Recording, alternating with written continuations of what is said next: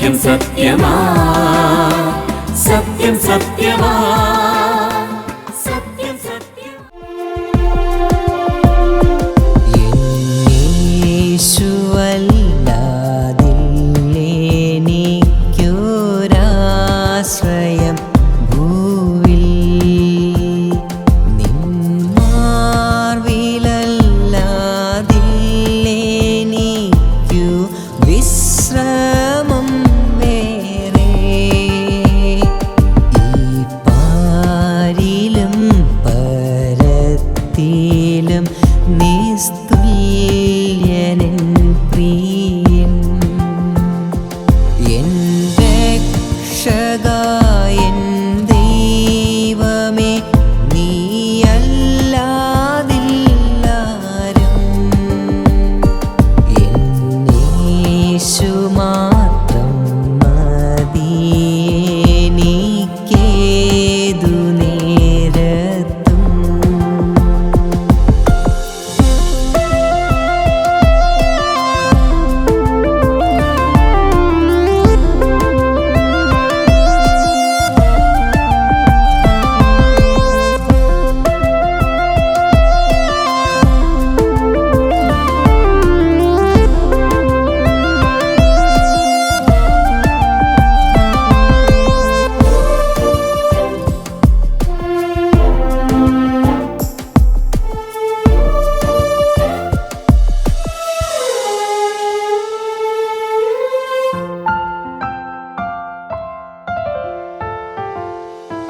വൻഭാരങ്ങൾ പ്രയാസങ്ങൾ നേരിടും നേരത്തും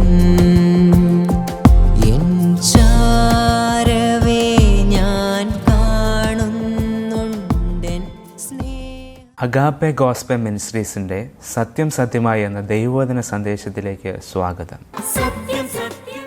സത്യം സത്യമായി പ്രോഗ്രാമിൻ്റെ എല്ലാ പ്രേക്ഷകർക്കും ലോകരക്ഷിതാവായ യേശുക്രിസ്തുവിൻ്റെ നാമത്തിലുള്ള സ്നേഹവന്ദനം അറിയിക്കുന്നു. ബൈബിളിലെ ആദ്യത്തെ പുസ്തകം ഉൽപ്പത്തി പുസ്തകം. അത് ആരംഭങ്ങളുടെ പുസ്തകമാണ്. ഉൽപ്പത്തി പുസ്തകത്തിലെ ആദ്യത്തെ 11 അധ്യായങ്ങളെന്ന് പറയുന്നത് ഒരു വിശ്വാസിയെ സംബന്ധിച്ച്, ഒരു ബൈബിൾ പഠിതാവിനെ സംബന്ധിച്ച് ഒരിക്കലും മാറ്റി നിർത്തുവാൻ പറ്റാത്ത അധ്യായങ്ങളാണ്. എന്നാൽ വളരെ സങ്കടകരമായിട്ടുള്ള കാര്യം, ക്രിസ്തീയ ഗോളത്തിലെ അനേക ആളുകളും ഈ 11 അധ്യായങ്ങൾ ഒരു കഥയായിട്ട് ചിന്തിച്ചാൽ മതി, അതിലെ ആശയം മാത്രം സ്വീകരിച്ചാൽ മതി എന്ന് പറഞ്ഞ് ആക്ഷരികമായി അതിൽ പറഞ്ഞിട്ടുള്ള കാര്യങ്ങൾ അങ്ങനെ തന്നെ എന്ന് വിശ്വസിച്ച് സ്വീകരിക്കാത്ത ആളുകളാണ്. എന്നാൽ ഈ 11 അധ്യായങ്ങളിൽ മനുഷ്യൻ്റെ കാലാകാലങ്ങളായിട്ടുള്ള കഠിനമായിട്ടുള്ള അനേകമായിട്ടുള്ള ചോദ്യങ്ങൾക്ക് ഉത്തരം ലഭിക്കുകയാണ്. എങ്ങനെയാണ് ഈ പ്രപഞ്ചമുണ്ടായത്, ഈ ലോകമുണ്ടായത്, എങ്ങനെയാണ് മനുഷ്യനുണ്ടായത്, ഇവിടെ ജീവജാലങ്ങളുണ്ടായത്, ജീവൻ്റെ ആരംഭം മുതൽ എങ്ങനെ ലോകത്തിൻ്റെ ചരിത്രം ഈ രീതിയിൽ മുന്നോട്ട് പോയി, ദൈവം സൃഷ്ടിച്ച ഈ മനുഷ്യനും ദൈവവുമായിട്ട് എങ്ങനെ അകൽച്ച വന്നു, എങ്ങനെ ഈ ലോകത്തിൽ രോഗമുണ്ടായി, മരണമുണ്ടായി, പ്രശ്നങ്ങളുണ്ടായി, എന്തുകൊണ്ട് പ്രകൃതിക്ഷോഭങ്ങളുണ്ടായി, എന്തുകൊണ്ട് ദൈവം മനുഷ്യനെ ശിക്ഷിക്കുന്നു. അതുപോലെ ഈ ലോകത്തിലേക്ക് നോക്കിയാൽ ആൾ ചോദിക്കുന്ന ചോദ്യമാണ്, ദൈവമാണ് മനുഷ്യനെ സൃഷ്ടിച്ചത് എങ്കിൽ എന്തുകൊണ്ടാണ് ഇത്രയധികം ജാതികൾ, ഇത്രയധികം രാജ്യങ്ങൾ, എന്തുകൊണ്ടാണ് ഇങ്ങനെ പല നേഷൻസ്? ഇങ്ങനെയുള്ള വളരെ പ്രയാസം പിടിച്ച ചോദ്യങ്ങൾക്കെല്ലാം കൃത്യമായ ഉത്തരം നൽകുന്ന അധ്യായങ്ങളാണ് ബൈബിളിലെ ആദ്യത്തെ പുസ്തകത്തിലെ 11 അധ്യായങ്ങൾ. അതിൽ മനുഷ്യൻ്റെ ദൈവത്തോടുള്ള മത്സരം, അല്ലെങ്കിൽ തെറ്റ്, അല്ലെങ്കിൽ പാപമെന്ന് പറയുന്ന കാര്യത്തെക്കുറിച്ച് 3-ാം അധ്യായത്തിലാണ് നാം കാണുന്നത്. വിലക്കപ്പെട്ട കനി എന്നുള്ള ഒരാശയം ലോകത്തിലെ എല്ലാ ആളുകൾക്കും അറിയാം. എന്നാൽ ആ കാര്യത്തിലേക്ക് നാം വരുമ്പോൾ അതിൻ്റെ പശ്ചാത്തലം നാം ഒന്ന് മനസ്സിലാക്കി, ഞാൻ 2 വാക്യങ്ങൾ വായിച്ച് അതിൻ്റെ പശ്ചാത്തലം ഒന്ന് ശ്രദ്ധിച്ച ശേഷം, എന്താണ് ഈ ആദി പാപം, ഇത് നമ്മൾക്ക് ബാധകമാണോ, എങ്ങനെയാണൊരു ഇന്നത്തെ വിശ്വാസി ഇതിനെ കാണേണ്ടത് എന്ന് നമുക്ക് ചിന്തിക്കാം. ഉൽപ്പത്തി പുസ്തകം 2-ാം അധ്യായത്തിൻ്റെ 16-17 വാക്യങ്ങൾ വായിക്കുന്നു. യഹോവയായ ദൈവം മനുഷ്യനോട് കൽപ്പിച്ചത് എന്തെന്നാൽ, തോട്ടത്തിലെ സകല വൃക്ഷങ്ങളുടെയും ഫലം നിനക്ക് ഇഷ്ടം പോലെ തിന്നാം, എന്നാൽ നന്മ തിന്മകളെക്കുറിച്ചുള്ള അറിവിൻ്റെ വൃക്ഷത്തിൻ ഫലം തിന്നരുത്, തിന്നുന്ന നാളിൽ നീ മരിക്കും. ഇത് വളരെ വ്യക്തമായി ദൈവം താൻ സൃഷ്ടിച്ച മനുഷ്യനോട് കൽപ്പിച്ച കാര്യമാണ്. ഇനി നാം 3-ാം അധ്യായത്തിൻ്റെ 6-ാം വാക്യത്തിലേക്ക് വരുമ്പോൾ അവിടെ ഇങ്ങനെ നാം വായിക്കുന്നു, ആ വൃക്ഷഫലം തിന്നുവാൻ നല്ലതും കാണുവാൻ ഭംഗിയുള്ളതും ജ്ഞാനം പ്രാപിക്കുവാൻ കാമ്യവും എന്ന് സ്ത്രീ കണ്ടു, ഫലം പറിച്ചു, തിന്നു, ഭർത്താവിനും കൊടുത്തു, അവനും തിന്നു. നമുക്ക് വളരെ പരിചയമുള്ള ഒരു ആശയമാണ്, ബൈബിളിലെ ഒരു കാര്യമാണ് നാം കേൾക്കുന്നത്. ഇത് ആദ്യ പാപം, അല്ലെങ്കിൽ മനുഷ്യൻ ചെയ്ത ആദ്യ പാപം ദൈവം അരുത് എന്ന് പറഞ്ഞതിനോട് നിഷേധിയായിട്ടുള്ള മനുഷ്യൻ അവൻ്റെ ഇഷ്ടത്തിനനുസരിച്ച് ചെയ്തു എന്നുള്ള കാര്യമാണ് നാം ഇവിടെ കാണുന്നത്. ഈ വാക്യത്തിൽ 6-ാം വാക്യത്തിൽ ഹവ്വയെ ഇത് തിന്നുവാൻ പ്രേരിപ്പിക്കുന്നത് എന്താണ്? തൻ്റെ ഭർത്താവിന് ഇത് കൊടുക്കുവാൻ പ്രേരിപ്പിക്കുന്ന കാര്യം എന്താണ്? ഇവിടെ 3 കാര്യങ്ങൾ പറയുന്നുണ്ട്. നല്ലതാണ്, ഭംഗിയുള്ളതാണ്, കാമ്യമാണ് എന്നാണ് നാം കാണുന്നത്. Good, delight, desirable. ഭക്ഷിക്കാനായിട്ട് ഇത് നല്ലതാണ്, കാഴ്ചയ്ക്ക് ഭംഗിയുള്ളതാണ്, അറിവ് അല്ലെങ്കിൽ ജ്ഞാനം പ്രാപിക്കുവാൻ കാമ്യമാണ്, ഡിസയറബിളാണ്. മനുഷ്യൻ്റെ അടിസ്ഥാനപരമായിട്ട് ചില താല്പര്യങ്ങളാണ്. ആസ്വദിച്ച് ഭക്ഷിക്കുക, കണ്ണുകൊണ്ട് കണ്ട് ഇഷ്ടപ്പെടുന്ന ഭംഗിയുള്ള കാര്യങ്ങൾ, അതുപോലെ തന്നെ അറിവ്, കൂടുതൽ കാര്യങ്ങൾ അറിയുക. അപ്പോൾ ഈ 3 കാര്യങ്ങൾ വന്നപ്പോൾ കാഴ്ച കൊണ്ട് ദൈവം പറഞ്ഞതായ ഒരു കൽപ്പനയെ ലംഘിച്ച് ആദ്യ പാപം സംഭവിക്കുകയാണ്.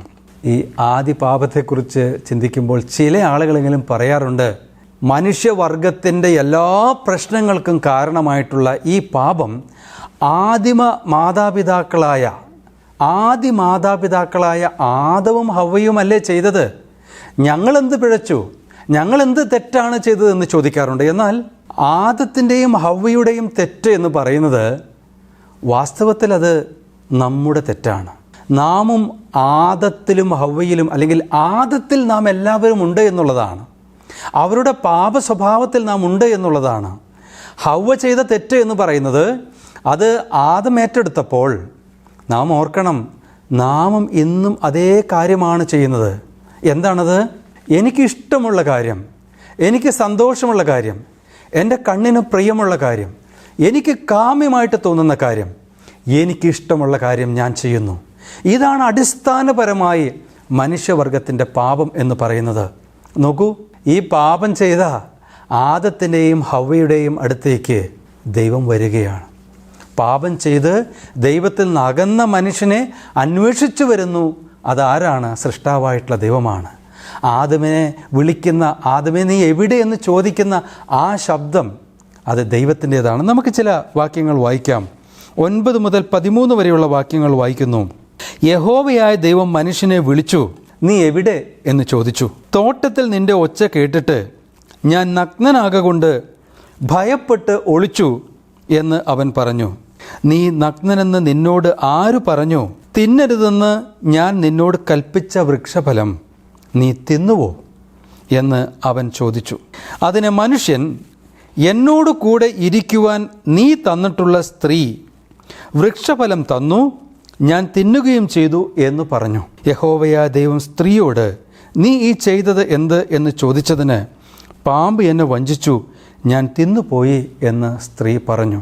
ദൈവം വ്യക്തമായി അരുത് എന്ന് പറഞ്ഞ ഒരു കാര്യം, സ്വന്തം താല്പര്യത്തിൽ, ഇഷ്ടത്തിൽ, കൺമോഹത്തിൽ ദൈവം പറഞ്ഞ കൽപ്പനയെ, ദൈവം വെച്ച നിലവാരത്തെ അവഗണിച്ചുകൊണ്ട് സ്വന്തം ഇഷ്ടമനുസരിച്ച് തീരുമാനമെടുത്ത ആദി മാതാവായ ഹവ്വ അത് ചെയ്തപ്പോൾ എന്താണ് വാസ്തവത്തിൽ ചെയ്തത്? ദൈവം മനുഷ്യനോട് ചോദ്യം ചോദിക്കുന്നു. ആദം നേരെ ഹവ്വയുടെ നേരെ വിരൽ ചൂണ്ടുന്നു. ഹവ്വ പാമ്പിനെ കുറ്റപ്പെടുത്തുന്നു. അപ്പോൾ മനുഷ്യൻ്റെ അടിസ്ഥാനപരമായിട്ടുള്ള പ്രശ്നമെന്ന് പറയുന്നത് അരുതാത്തത് സ്വന്തം ഇഷ്ടമനുസരിച്ച് ചെയ്യുന്നു. അതിനെക്കുറിച്ച് ചോദ്യം ചെയ്യുമ്പോൾ അത് സമ്മതിക്കാതെ മറ്റൊരാളെ ചൂണ്ടിക്കാണിച്ചു കൊടുക്കുന്നു. ബ്ലെയിം ഷിഫ്റ്റ് ചെയ്യുകയാണ്. കുറ്റം ഏറ്റെടുക്കാതെ അതൊരു മറ്റൊരാളെ ഏൽപ്പിച്ചു കൊടുക്കുകയാണ്. ഈ പ്രശ്നമെന്ന് പറയുന്നത് എല്ലാ മനുഷ്യരിലുമുണ്ട്. അത് ആദത്തിലും ഹവ്വയിലുമല്ല, എന്നിലുണ്ട്, എന്നെ കേൾക്കുന്ന നിങ്ങളിലുണ്ട്. അതുകൊണ്ട് മനുഷ്യൻ എവിടുന്ന് നന്മയിലേക്ക് വരണമെന്ന് ചോദിച്ചാൽ ഈ അടിസ്ഥാനപരമായ പാപത്തിൻ്റെ പ്രശ്നം അവൻ തിരിച്ചറിഞ്ഞ് സമ്മതിക്കണം എന്നുള്ളതാണ്. ഒരു ചെറിയ കുട്ടിയെക്കുറിച്ച് ഓർക്കൂ. ആ കുഞ്ഞ് എന്തിനാണ് കരയുന്നത്? ആ കുഞ്ഞ് കരയുന്നത് വിശന്നിട്ടായിരിക്കാം. ആ കുഞ്ഞ് കരയുന്നത് അത് മൂത്രമൊഴിച്ച് നനഞ്ഞു കിടക്കുന്ന വസ്ത്രം മാറ്റിക്കൊടുക്കാത്തത് കൊണ്ടായിരിക്കാം, അല്ലെങ്കിൽ അതിന് സുഖമില്ലാത്തത് കൊണ്ടായിരിക്കാം. ആ കുഞ്ഞ് കരയട്ടെ. ആ കരയുക എന്നുള്ളത്, ഈ കാര്യങ്ങൾക്ക് വേണ്ടി കരയേണ്ടത് ആ കുഞ്ഞിൻ്റെ ഉത്തരവാദിത്തമാണ്, അല്ലെങ്കിൽ ആ നിലയിലാണ് ദൈവം ആ കുഞ്ഞിനെ സൃഷ്ടിച്ചിട്ടുള്ളത്. പക്ഷേ ഒരു കുഞ്ഞിനു പോലും ഒരു സുഖാനുഭൂതി അല്ലെങ്കിൽ അവനിഷ്ടമുള്ള ഒരു ചുറ്റുപാട് വേണം എന്നുള്ള ആഗ്രഹമാണ്. അങ്ങനെയെങ്കിൽ ആ കുഞ്ഞു വലുതായി ഈ പാപം നിറഞ്ഞ ലോകത്തിൽ ജീവിക്കുമ്പോൾ സ്വന്തം ഇഷ്ടങ്ങൾക്കും താല്പര്യങ്ങൾക്കും വേണ്ടി മാത്രം മുന്നോട്ട് പോകുവാൻ താല്പര്യപ്പെടുന്ന ഒരു രീതിയിൽ മനുഷ്യൻ അങ്ങനെ പുരോഗമിക്കുകയാണ് അവൻ്റെ ജീവിതത്തിൽ. മനുഷ്യൻ്റെ ജീവിതത്തിലെ അടിസ്ഥാന പ്രശ്നമെന്ന് പറയുന്നത് അവൻ്റെ താല്പര്യം, അവൻ്റെ ഇഷ്ടമനുസരിച്ച് കാര്യങ്ങൾ പോകണമെന്നുള്ളതാണ്. അവനെ ആരും പഠിപ്പിക്കേണ്ട, അവനോട് ആരും ഒന്ന് പറഞ്ഞു കൊടുക്കേണ്ട. എനിക്കറിയാം, I don't want anybody to tell me what to do എന്ന ആശയമാണ്. എൻ്റെ ജീവിതത്തിലെ അധികാരി ഞാനാണ്, അതിലാരും ഇടപെടണ്ട, അതിൽ ഒരു ദൈവവും ഒരു സൃഷ്ടാവും വരണ്ട എന്നുള്ളതാണ് ദൈവത്തോട് മറുതലിക്കുന്ന മനുഷ്യൻ്റെ അടിസ്ഥാന സ്വഭാവം. ഏത് മനുഷ്യനിലും ആ പാപ സ്വഭാവമുണ്ട്. എന്നാൽ ആ പാപം, ആ പിഴവ് ദൈവം മനസ്സിലാക്കുകയും അവനെ തന്നിലേക്ക് സ്വീകരിക്കുവാൻ, മടക്കിക്കൊണ്ടുവരുവാൻ ആഗ്രഹിക്കുകയും ചെയ്യുന്ന ദൈവത്തെയാണ് ബൈബിളിലെ ആദ്യത്തെ പുസ്തകത്തിൻ്റെ 3-ാം അധ്യായം മുതൽ നാം കാണുന്നത്. ബൈബിൾ നാം പരിശോധിക്കുമ്പോൾ, ബൈബിളിലെ ഏത് ശ്രേഷ്ഠ കഥാപാത്രങ്ങളെയും നാം പരിശോധിക്കുമ്പോൾ അവരുടെ ജീവിതത്തിൽ ഉണ്ടാകുന്ന പരാജയങ്ങളുടെ കാരണം എന്ന് പറയുന്നത് ഈ പിഴവ് അവരുടെ ജീവിതത്തിൽ വരുമ്പോഴാണ്. ദൈവം പറഞ്ഞിട്ടുള്ള വിഷയങ്ങളെക്കാൾ സ്വന്തം താല്പര്യമിഷ്ടം, ഞാനാണ് അധികാരി, എനിക്ക് തീരുമാനമെടുക്കാം എന്ന് ഏത് ഭക്തൻ എപ്പോൾ തീരുമാനിച്ചുവോ അപ്പോൾ അവർക്ക് വീഴ്ചയുണ്ടാകുന്നു. അത് അബ്രഹാം മുതൽ ഇസഹാക്ക് മുതൽ ബൈബിളിലെ ഏത് കഥാപാത്രത്തെ, മോശയെ നിങ്ങൾ പരിശോധിച്ചോളൂ, ദാവീദിനെ നിങ്ങൾ പരിശോധിച്ചോളൂ, അവരുടെയൊക്കെ വീഴ്ച വരുന്നത് ദൈവം പറഞ്ഞ കാര്യങ്ങളെ മാറ്റി നിർത്തി സ്വന്തം ഇഷ്ടവും താല്പര്യവും പരിഗണിക്കുമ്പോഴാണ്. ഇസ്രയേലിൻ്റെ ചരിത്രത്തിലെ ഏറ്റവും ശ്രേഷ്ഠനായിട്ടുള്ള രാജാവാണ് ദാവീദ് രാജാവ്. ദാവീദ് രാജാവ് എന്ന് പറയുന്നത് കേവലം ഇസ്രയേൽ ജനത്തിൻ്റെ രാജാവ് മാത്രമല്ല, അവരുടെ മാതൃകാ പുരുഷനായി ദൈവത്തിൻ്റെ ജനത്തെ നയിക്കുവാൻ റോൾ മോഡലായി നിൽക്കേണ്ട വ്യക്തിയാണ് തീർച്ചയായിട്ടും രാജാവായിട്ടുള്ള ദാവീദ്. എന്നാൽ ദാവീദിൻ്റെ ജീവിതത്തിലേക്ക് നാം ചില കാര്യങ്ങൾ ശ്രദ്ധിക്കുമ്പോൾ, 2 ശമൂവേൽ 11-ാമത്തെ അധ്യായം നാം ശ്രദ്ധിക്കുമ്പോൾ, തൻ്റെ ജീവിതത്തിലെ പരാജയമെന്ന് പറയുന്നത് ഹവ്വയ്ക്ക് സംഭവിച്ച അതേ പിഴവ് തന്നെയാണ്. ആ 11-ാമത്തെ അധ്യായത്തിൻ്റെ തുടക്കം മുതൽ നാം ചില കാര്യങ്ങൾ കാണുന്നുണ്ട്. അവിടെ പറയുന്നു, രാജാക്കന്മാർ യുദ്ധത്തിന് പുറപ്പെടേണ്ടും കാലം യോവാബിനെയും എല്ലാ ഇസ്രയേലിനെയും യുദ്ധഭൂമിയിലേക്ക് അയച്ച് രാജാവ് കൊട്ടാരത്തിൽ രാജധാനിയിൽ തന്നെ ഇരുന്നു എന്നുള്ളതാണ്. രാജാക്കന്മാർ യുദ്ധത്തിന് പുറപ്പെടുന്ന കാലമാണ് എന്ന് പറയുന്നുണ്ട്. ശത്രു സൈന്യത്തിൻ്റെ തലസ്ഥാനത്താണ് യുദ്ധം നടക്കുന്നത്. രാജാവ് തീർച്ചയായിട്ടും പോകേണ്ടതാണ്. എന്നാൽ മടിയനായിട്ടുള്ള രാജാവ് സ്വന്തം താല്പര്യപ്രകാരം താൻ രാജധാനിയിൽ തന്നെ ഇരിക്കുന്നു. വീണ്ടും നാം വായിക്കുന്നത്, ഒരു നാൾ സന്ധ്യയാകാറായ സമയത്ത് താൻ കിടക്കയിൽ നിന്ന് എഴുന്നേറ്റു എന്നുള്ളതാണ്. രാവിലെ എഴുന്നേറ്റിട്ട് പിന്നെ കിടന്നിട്ട് വൈകിട്ട് എഴുന്നേറ്റാണോ എന്നറിയില്ല, അതോ രാവിലെ മുതലേ അങ്ങനെ ദീർഘമായ ഉറക്കത്തിലാണോ എന്നറിയില്ല. എന്തായാലും തീർച്ചയായിട്ടും അയോഗ്യമായിട്ടുള്ള ഒരു കാര്യമാണ് സന്ധ്യയാകാറായ സമയത്ത് കട്ടിലിന്മേൽ നിന്ന് എഴുന്നേൽക്കുക എന്ന് പറയുന്നത്. അതിനുശേഷം എന്താണ് സംഭവിക്കുന്നത്? ഈ രാജാവ് അലസനായിട്ട് തൻ്റെ കൊട്ടാരത്തിൻ്റെ മട്ടുപ്പാവിലൂടെ താൻ ഉലാത്തുകയാണ്. വീണ്ടും തൻ്റെ മുൻപിൽ ഒരു ചിത്രം കാണുന്നു, ഒരു ദൃശ്യം കാണുന്നു. ഒരു അതിസുന്ദരി കുളിക്കുന്ന ഒരു കാര്യം താൻ കാണുന്നു. അത് ആരാണ് എന്നുള്ള വ്യക്തമായ സൂചന അവിടെ കൊടുക്കുന്നുണ്ട്. ഏലിയാം എന്ന് പറയുന്ന ദാവീദ് രാജാവിൻ്റെ വീരപുരുഷന്മാരായിട്ടുള്ള ആളുകളുടെ കൂട്ടത്തിൽപ്പെടുന്ന ഏലിയാമിൻ്റെ മകളാണ്. തീർന്നില്ല, അദ്ദേഹത്തിൻ്റെ ഏറ്റവും വിശ്വസ്തനായിട്ടുള്ള ഭൃത്യനായിട്ടുള്ള ഊരിയാവിൻ്റെ ഭാര്യയാണ്. അത് താൻ അറിഞ്ഞു, തനിക്ക് മനസ്സിലായി. നോ എന്നുള്ള വ്യക്തമായ സിഗ്നൽ തനിക്ക് ലഭിച്ചപ്പോഴും തൻ്റെ താല്പര്യം, തൻ്റെ ഇഷ്ടം, രാജാവിൻ്റെ സുഖം, തൻ്റെ അധികാരം അതുപയോഗിച്ച് താൻ ദൂതനെ അയക്കുന്നു. ആ സ്ത്രീ വരുന്നു, ഒരുമിച്ച് ശയിക്കുന്നു. എല്ലാം തൻ്റെ താല്പര്യം, ഇഷ്ടം. എന്നാൽ ആ സ്ത്രീ ഗർഭിണിയായി എന്നറിഞ്ഞപ്പോൾ രാജാവ് തൻ്റെ സ്ഥാനം ഇതെല്ലാം ഓർത്തപ്പോൾ തനിക്ക് എങ്ങനെയെങ്കിലും ഈ പാപത്തെ മറച്ചു കളയണം. അതിനുവേണ്ടി ഗൂഢാലോചന, അതിനുവേണ്ടി യുദ്ധഭൂമിയിൽ നിന്ന് തൻ്റെ വിശ്വസ്ത ഭൃത്യനെ കൊണ്ടുവന്ന് അവനെ ഇതിൽ ഉൾപ്പെടുത്തിക്കൊണ്ട് താൻ മാറി നിൽക്കാൻ ശ്രമിക്കുന്നു. അത് പരാജയപ്പെടുമ്പോൾ വീണ്ടും ആ വിശ്വസ്ത ഭൃത്യനെ സ്വന്തം ഡെത്ത് വാറൻ്റ് അവൻ്റെ കയ്യിൽ കൊടുത്തുകൊണ്ട് യുദ്ധഭൂമിയിലേക്ക് പടകഠിനമായിടത്തേക്ക് അയച്ചുകൊണ്ട് അവനെ വധിക്കുവാൻ കൊലപാതകത്തിന് തീരുമാനിക്കുന്നു. മാനസാന്തരത്തിന് ഒരുപാട് വൈകുന്ന ഒരു രാജാവിനെ നാം കാണുന്നു. വിലാപകാലം കഴിഞ്ഞ ഉടനെ ബത്ശേബയെ ഭാര്യയാക്കുന്ന രാജാവിനെ നാം കാണുന്നു. അങ്ങനെ 2 ശമൂവേൽ 11 അധ്യായത്തിൽ ഈ കാര്യങ്ങളെല്ലാം പറഞ്ഞു വന്ന് 27 വാക്യത്തിൽ നാം വായിക്കുകയാണ്. എന്നാൽ ദാവീദ് ചെയ്തത് യഹോവയ്ക്ക് അനിഷ്ടമായിരുന്നു. The thing that David had done was evil in the sight of God. അപ്പോൾ ഇത്രയധികം പാപങ്ങളെ അതിൻ്റെ പട്ടികയെക്കുറിച്ച് പറഞ്ഞിട്ട് ഏറ്റവും ഒടുവിൽ പറയുകയാണ്, എന്നാൽ ദാവീദ് ചെയ്തത് യഹോവയ്ക്ക് അനിഷ്ടമായിരുന്നു. ഈ പുസ്തകം നമ്മൾ വായിച്ചാൽ ആ പുസ്തകത്തിൽ 23 പ്രാവശ്യം ആവർത്തിക്കുന്ന ഒരു വാക്കുണ്ട്. ആ വാക്കിൽ 16 പ്രാവശ്യം ആ വാക്ക് ഈ അധ്യായത്തിലാണ് കാണുന്നത്. വേദപണ്ഡിതന്മാർ ഇതിനെക്കുറിച്ച് പഠിക്കുമ്പോൾ ഏതാണ് ഈ ഒരു പാപം, ദൈവത്തിന് അനിഷ്ടമായ ഈ കാര്യം എന്താണ് എന്നുള്ളത് അന്വേഷിക്കുമ്പോൾ അവർ മനസ്സിലാക്കുന്ന കാര്യം, അവർ കണ്ടെത്തുന്ന സത്യം എന്താണെന്ന് ചോദിച്ചാൽ മലയാളത്തിൽ അയച്ചു എന്നുള്ള വാക്കാണ് ആവർത്തിച്ച് നാം കാണുന്നത്. അതിൻ്റെ മൂലഭാഷയിലെ വാക്ക് ഷറാക്ക് എന്നാണ്. അതിൻ്റെ അർത്ഥം പ്ലേയിങ് ഗോഡ് എന്നാണ്. എന്താണ് അതിൻ്റെ അർത്ഥം? ദൈവം കളിക്കുക, അല്ലെങ്കിൽ ദൈവത്തിൻ്റെ സ്ഥാനം, ദൈവത്തിൻ്റെ റോള് എടുക്കുക എന്നുള്ളതാണ്. രാജാവിന് ഒരുപാട് അധികാരങ്ങളുണ്ട്. അത് ചെയ്യുവാൻ, നിവർത്തിക്കുവാൻ ദൈവം അനുവാദം കൊടുത്തിട്ടുണ്ട്. പക്ഷേ രാജാവായാലും ഒരു വിശ്വാസിയെ സംബന്ധിച്ച് അവനെക്കുറിച്ച് ദൈവം ആഗ്രഹിക്കാത്ത കാര്യങ്ങൾ എത്ര വലിയ രാജാവായാലും ചെയ്യാൻ പാടില്ല. അപ്പോൾ നാം ഹവ്വയിൽ കണ്ട അതേ കാര്യം, കാണാൻ ഭംഗിയുള്ളത്, തൻ്റെ ഇഷ്ടം, തൻ്റെ താല്പര്യം, അതിന് പ്രാധാന്യം കൊടുത്തപ്പോൾ തൻ്റെ അധികാരം ദുരുപയോഗം ചെയ്തുകൊണ്ട് താൻ ദൈവത്തിൻ്റെ സ്ഥാനത്ത് നിന്ന് പ്രവർത്തിക്കുകയാണ്. നമുക്കിത് വേഗത്തിൽ മനസ്സിലാവും. നമ്മുടെ സംസ്കാരത്തിൽ കള്ളനും പോലീസും കളിക്കുക എന്നൊരു കാര്യമുണ്ട്. കുറച്ചു നേരം ഒരാൾ കള്ളനായിട്ട് അഭിനയിക്കുന്നു, പിന്നീട് പോലീസാകുന്നു. പോലീസാകുമ്പം പോലീസിൻ്റെ വേഷം നന്നായി ചെയ്യുക, കള്ളനാകുമ്പോൾ കള്ളനായിട്ട് അഭിനയിക്കുക. നോക്കൂ, എന്താണിത്?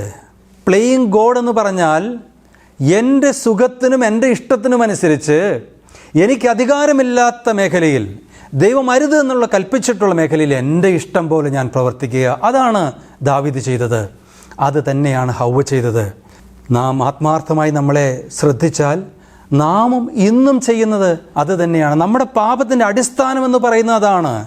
ദൈവത്തെ ഞാൻ കാര്യമാക്കുന്നില്ല, അരുത്, തെറ്റ്, പാപമെന്ന് പറയുന്നത് എനിക്ക് വിഷയമല്ല, എൻ്റെ താല്പര്യമനുസരിച്ച് ഞാൻ മുന്നോട്ട് പോകും എന്ന് ചിന്തിച്ച് സ്വന്തം ഇഷ്ടമനുസരിച്ച് പ്രവർത്തിക്കുമ്പോൾ ആ പ്രവൃത്തി ചെയ്യുന്നവനെയാണ് ബൈബിൾ പാപി എന്ന് വിളിക്കുന്നത്.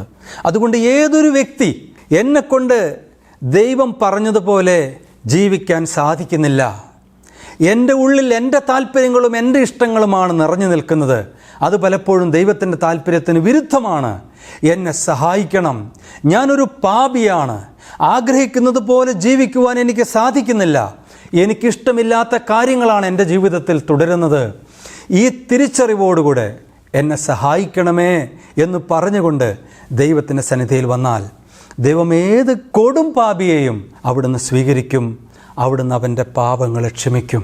ഏതൊരു വ്യക്തി യേശുവാണ് എൻ്റെ പാപങ്ങൾക്ക് പരിഹാരമായി മരിച്ചത്, എൻ്റെ അനവധിയായിട്ടുള്ള പാപങ്ങൾ, അതിൻ്റെ മുകളിൽ എനിക്ക് ജയമില്ല, എൻ്റെ നല്ല പ്രവൃത്തികൾ കൊണ്ട് എനിക്ക്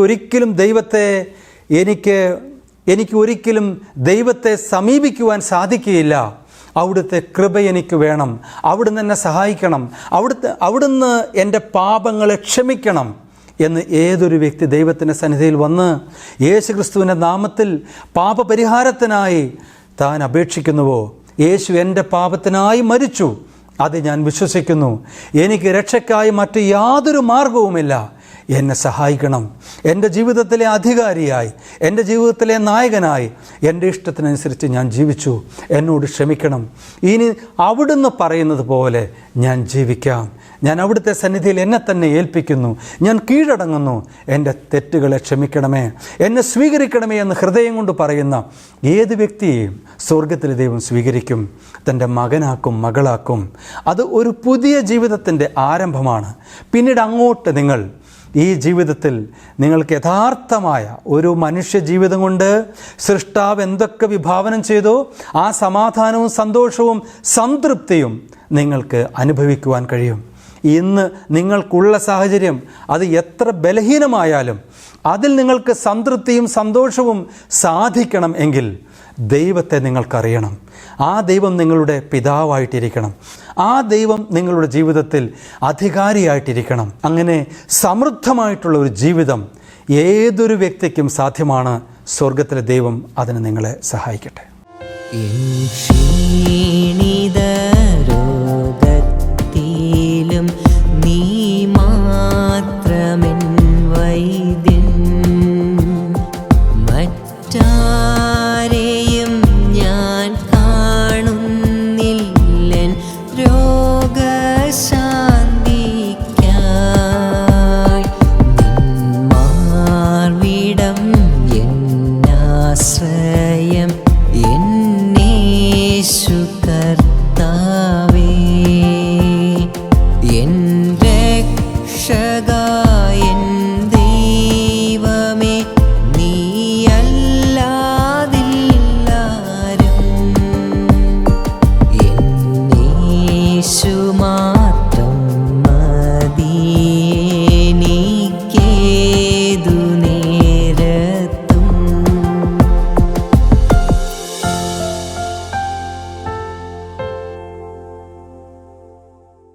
ദൈവത്തിൻ്റെ അധികാരത്തിന് വിധേയപ്പെടാതെ തങ്ങൾക്ക് ഇഷ്ടമുള്ളതുപോലെ ജീവിച്ച് പാപത്തിന് അടിമകളായി തീർന്ന മനുഷ്യൻ, അങ്ങനെയൊക്കെയാണെങ്കിലും മനുഷ്യന് പ്രതീക്ഷയ്ക്ക് വകയുണ്ട്, മനുഷ്യനെ രക്ഷിക്കുവാനൊരു രക്ഷിതാവുണ്ട് എന്നുള്ള നല്ല വാർത്ത നാം കേൾക്കുകയായിരുന്നല്ലോ. നാം എല്ലാവരും പാപികളാണല്ലോ, പാപം ചെയ്യാത്ത ആരുമില്ലല്ലോ. പാപത്തിൻ്റെ ശിക്ഷ എന്താണെന്ന് താങ്കൾക്കറിയാമോ? നിത്യമായ നരകം. ഈ ശിക്ഷ അനുഭവിച്ച് തീർക്കുക അസാധ്യമാണ്, അത് നിത്യമാണ്. എന്നാൽ നമ്മെ സ്നേഹിക്കുന്ന ദൈവം തൻ്റെ പുത്രനെ ഈ ലോകത്തിലേക്ക് അയച്ചു. സാക്ഷാൽ ദൈവവും രക്ഷിതാവുമായ യേശു ക്രിസ്തു ഈ ലോകത്തിൽ 33.5 വർഷം ജീവിച്ചു. നമ്മുടെ പാപങ്ങൾക്ക് പരിഹാരത്തിനായി തൻ്റെ മരണത്താൽ നമ്മുടെ പാപങ്ങളുടെ ശിക്ഷ ഏറ്റെടുത്ത് കാൽവരിയിലെ ക്രൂശിൽ കഠിനമായ വേദനകളിലൂടെ കടന്നുപോയി രക്തമൊഴുക്കി നമുക്കായി അവൻ മരിച്ചു, അടക്കപ്പെട്ട് ഉയർത്തെഴുന്നേറ്റു. ഈ യാഥാർത്ഥ്യം വിശ്വസിക്കുക എന്നുള്ളതാണ് നമുക്ക് രക്ഷ പ്രാപിക്കുവാനുള്ള വഴി. നമ്മുടെ ക്രിയകളാൽ രക്ഷ സാധ്യമല്ല. നമ്മുടെ നല്ല പ്രവൃത്തികളോ ആത്മീയ ക്രിയകളോ അതിന് പര്യാപ്തമല്ല. അതുകൊണ്ടാണല്ലോ കർത്താവായ യേശു ക്രിസ്തുവിൻ്റെ മരണം തന്നെ ആവശ്യമായിരുന്നത്. നാം എല്ലാവരും പാപികളും നരകശിക്ഷയ്ക്ക് അർഹരുമായിരിക്കെ നമ്മുടെ രക്ഷിതാവായി ദൈവം തന്നെ രക്ഷകനായി വന്ന് കാൽവരിയിലെ ക്രൂശിൽ മരിച്ചിരിക്കുന്നു, അടക്കപ്പെട്ട് ഉയർത്തെഴുന്നേറ്റിരിക്കുന്നു. ഇത് വിശ്വസിക്കുന്നവർക്ക് നിത്യസ്വർഗം സൗജന്യമായി ദൈവം നൽകും. നാം മാനസാന്തരപ്പെട്ട് നമ്മുടെ പാപങ്ങളെ യേശുക്രിസ്തുവിന് മുമ്പാകെ സമ്മതിക്കണം.